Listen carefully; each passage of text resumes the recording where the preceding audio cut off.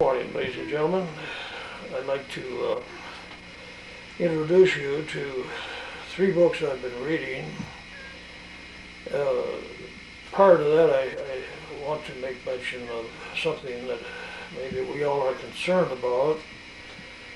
And the big question as to where is the Republican Party going? Well, I think it's important to know where the Republican Party has been before we can think about where it's going. And at the moment, it seems like it's going to hell in a handbasket, but that's not necessarily the wish of all Americans. There is a conservative view of life, and it's embodied in both Republican and Democratic and other party platforms. There's nothing wrong with being against abortion, for instance. Most Americans, especially older ones like myself, don't like the idea, and it doesn't seem like a very easy subject matter to deal with for most people, most Americans. It's a question of rights of people, rights to doctor services and other things. But on its face, I don't think abortion will ever be popular. Myself, as an older person, I love babies and younger people, and when I think of the idea of abortion, it's very repulsive. So you see, we all have different views from all different political perspectives. I'm a Democrat, but I respect the value of life, and I respect other people's views. Now, as to where the Republican Party is going, it's important to know where it's been. And I've been studying three books lately. And the first one I would like to bring up is this one on Richard Nixon. It's called The Arrogance of Power, The Secret World of Richard Nixon, and the author is Anthony Summers. Now, this is a very large book, as you can see. It's very well documented, and it covers the election of 1968, among other things. According to the author, Nixon was so intent on winning the '68 election that he went to the South Vietnamese and urged them not to cooperate in the Paris peace talks, and in effect told them, "I will give you a better deal." Well, of course, this is treasonous.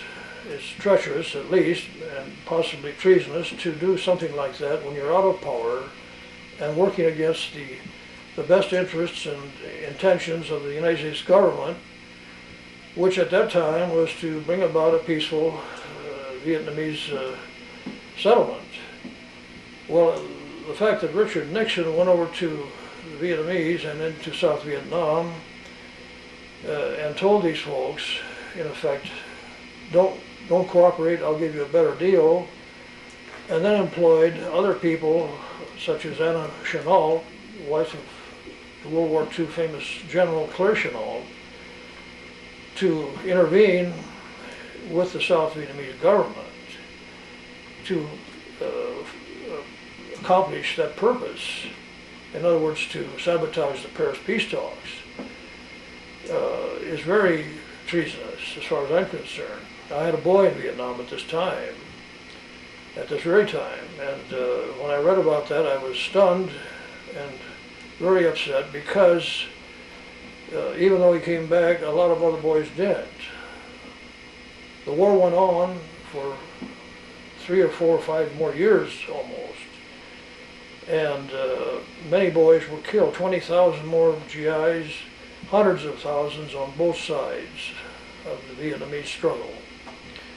And that may have been averted had the Paris peace talks been successful. However, Mr. Nixon going over there and telling these folks to abstain and to not go along and to cooperate, and in effect, I'll give you a better deal, don't go along with it. This is very, very bad. It's international intrigue, it's everything that we detest. Well, so much for Richard Nixon. Now we come to this is 1968, by the way, when Nixon did that. Now we come to 1980 election. And there's a very good book by Gary Sick called October Surprise.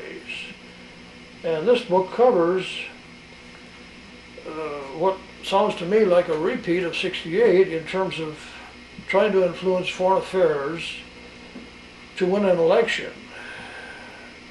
As you recall, we had hostages imprisoned in Iran. And the intent of the Carter government and the work of the government was to try to release these hostages. And it turns out that William Casey, went to Paris and possibly Madrid as well to meet with Iranian representatives to forestall the release of the hostages so that Carter would not get a boost in the October month leading up to the November election if the hostages were released at that time. Well, here again, this is treachery, it's treason, and when you're out of government, you don't negotiate with foreign governments against the existing intent or policies of the present government, the present U.S. government at that time, of course, was Jimmy Carter. And Gary Sick, the author of this book, happened to be a very high up member, influential, and I believe he covered the Iranian desk for Jimmy Carter. And he also worked for Ford, and after Carter's defeat, worked for Reagan. But he didn't know about these other developments quite as well as he knew later on, and as the evidence became evident.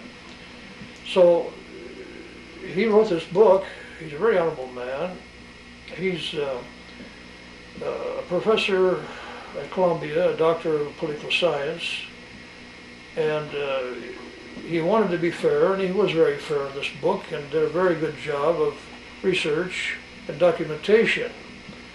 And his conclusion was that, in fact, the Republicans had sabotaged the release of the hostages and negotiated for them to be released after Reagan was inaugurated, at which time huge amounts of armaments flew out of Israel to Iran. Somewhat ironic, if I may say so.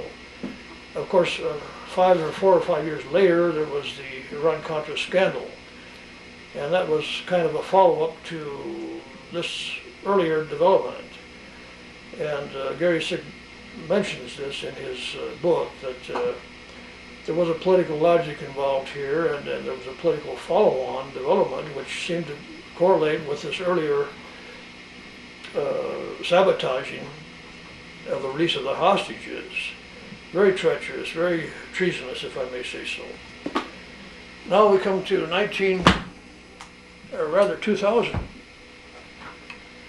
and the 2000 election.